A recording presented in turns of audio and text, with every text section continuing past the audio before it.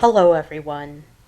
Well, it's been a couple of weeks since I last spoke with you, and in that time, some very momentous things have happened. Um, the debate between Trump and Biden took place, and as everyone has noted so far, it was a disaster for Biden. Poor Biden. I feel sorry for him because um, I have the same problem myself where I pause for a really long time trying to think of what I was trying to say. I do that sometimes. I do have a big long pause where I can't think of what I was trying to say. And that is because I'm on medicines. There's certain medications that I have to take that cause memory lapses. So um, that's my excuse. If Biden is on any medications, we should know about it. But he's probably not on any medications. He's probably just getting old, and that's the natural process with getting old is that you have memory lapses. And this happens to everyone when they get old. So there's no question that Biden is having memory lapses and that he's getting quite old. And um, I feel sorry for him because everyone criticized him so harshly for his performance. And everybody knows that he can't help it. Everyone knows he can't help it. He's getting there. He's getting to that age where he can't um, put words together as easily as he did when he was younger. And that's happening to me too. I'm having this problem, but it's not because of old age, it's because of the medications I'm on. So I do feel sorry for Biden.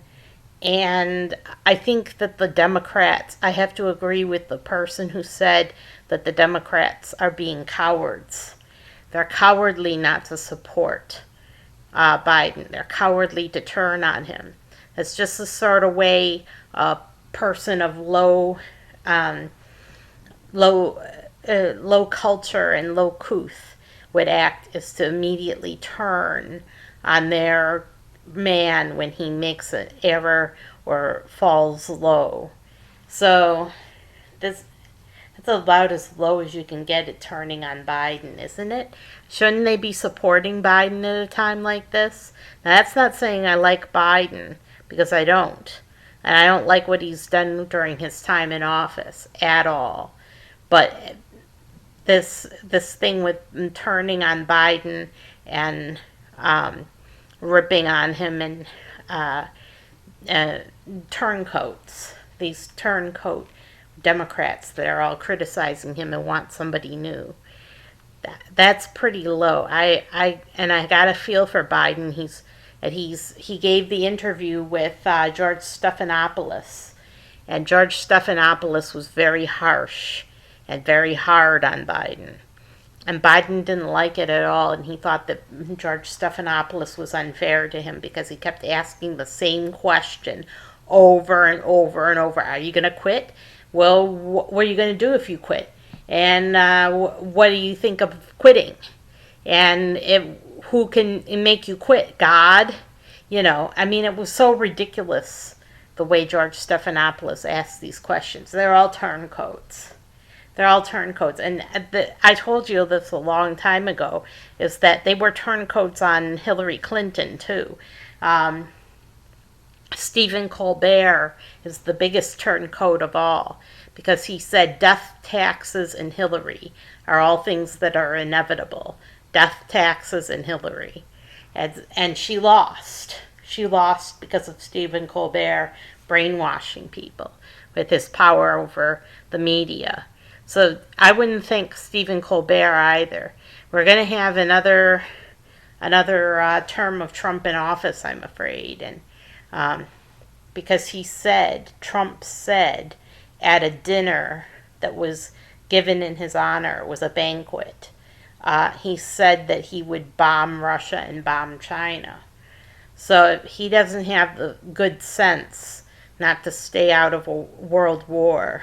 So we can't support someone like that. We can't support Trump. RFK Jr.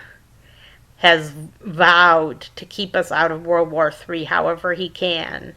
He's vowed to do that. He's made up his mind that he will keep us out of World War III. Biden isn't keeping us out of World War III. He's guiding us toward it every single second because he thinks Putin is a coward and that Putin will back down and allow Biden to run roughshod over him and even allow him to bomb Russia. So that's Biden's problem. Biden is a daredevil. Biden is a daredevil, and he shouldn't be in public office because he's a daredevil. There's nothing he wouldn't try. There's nothing he wouldn't try to get away with. That's in Biden's nature. And it seems like that's in Trump's nature too. He would try to get away with anything. Now the only bad thing about the debate, the only thing that I can take away from it that was really bad, was that they didn't have RFK Jr. on there. They should give RFK Jr. a chance. They shouldn't censor him because they didn't feel like asking him the questions. Because they don't want RFK Jr. in the White House. They don't want him in the White House, so they banned him from the debate. They should have allowed him to debate because he's got 15% of the popular vote. He should. And last time the Republicans had a debate, they allowed people who had only 1% of the popular vote. RFK Jr. has a lot more than that. They should have allowed RFK Jr. at the debate, but they didn't. And that's the real travesty of justice about this debate. But Biden, his fellows aren't supporting him anymore. Yeah, they're trying to get rid of him, and they're trying to put Kamala in his place. Yeah. Kamala. Did they have to mention Kamala? Did they have to put her in Biden's place? And that's what Biden is hoping. He's hoping he'll die in office so that Kamala can take over and become the country's first black woman president. And also the first woman president. He wants Kamala to do that because he told Kamala, "I love you. I love you, Kamala. I love you." And the feeling was mutual. She loves him too. They love each other. It's a White House affair. White House affair. Yeah, he loves her. And now Biden is saying that he was the first black woman vice president, and that he was also the first black man to be the vice president of a black male president. Biden is more than a little bit confused. I'll tell you that much right now. He doesn't have much skill in putting words together, and he makes false statements that are just based upon his inability to communicate clearly. And so that's a worry for the Democrats, but I'm not worried about it. I would like to see RFK in the White House. I want to see RFK Jr. in the White House, and I want to see him. His supporters call him Bobby.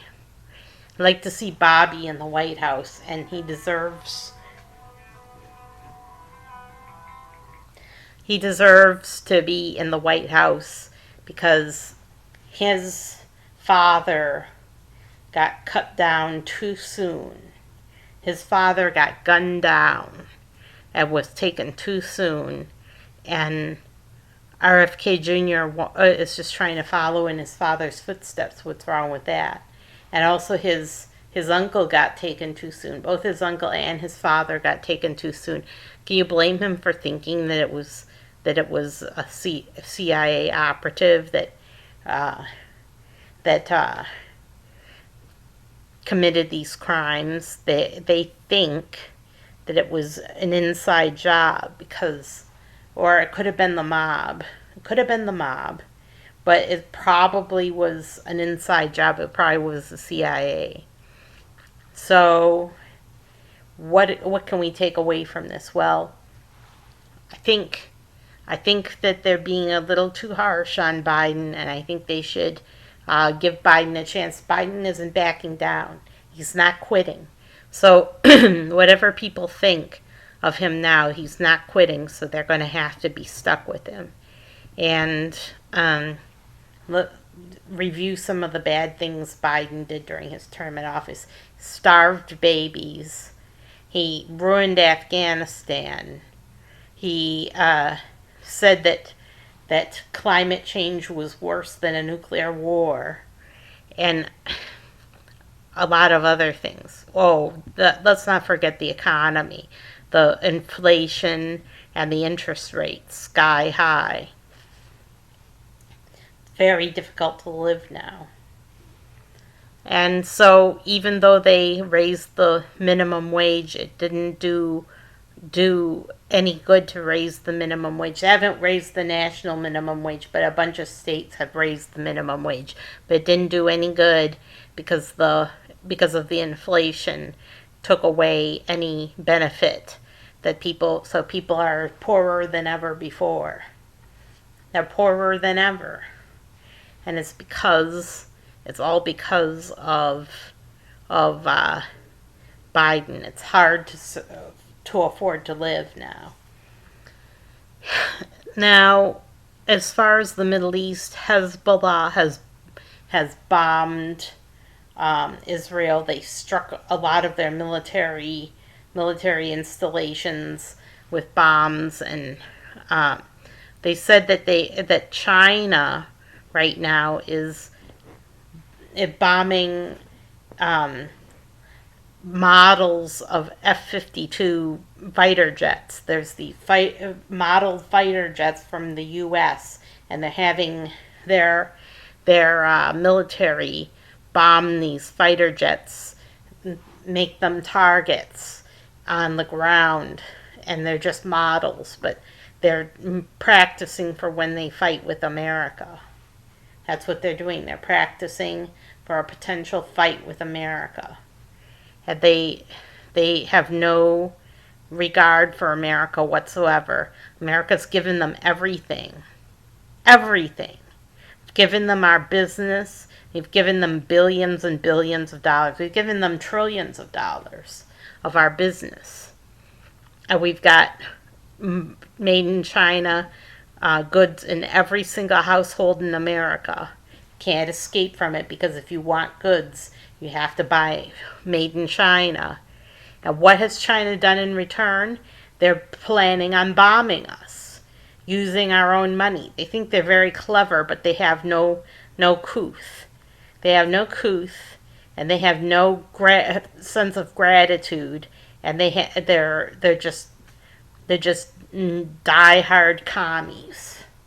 Die-hard commies that think that their mission in life is to conquer the world. So we don't like China. We don't like China preparing to bomb us. And we don't like Vladimir Putin threatening NATO. We don't like any of these. He's threatening them with nuclear war. That's what they're doing. They're threatening to take on America with a nuclear war. And we're just so close to war now with what's happening in the Middle East with Hezbollah and Iran. Looks like Hezbollah and Iran, including Gaza, are all going to be ganging up on Israel at once.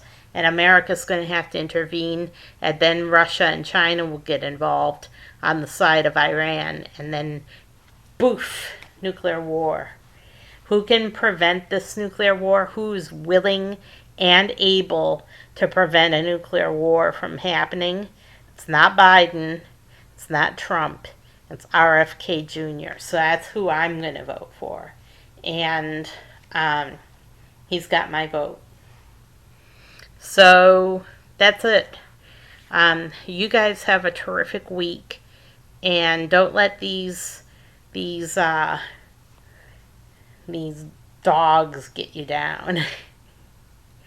Don't let the dogs get you down, because they are down themselves and they want to drag everyone with them, and just don't let them get you down. That's it.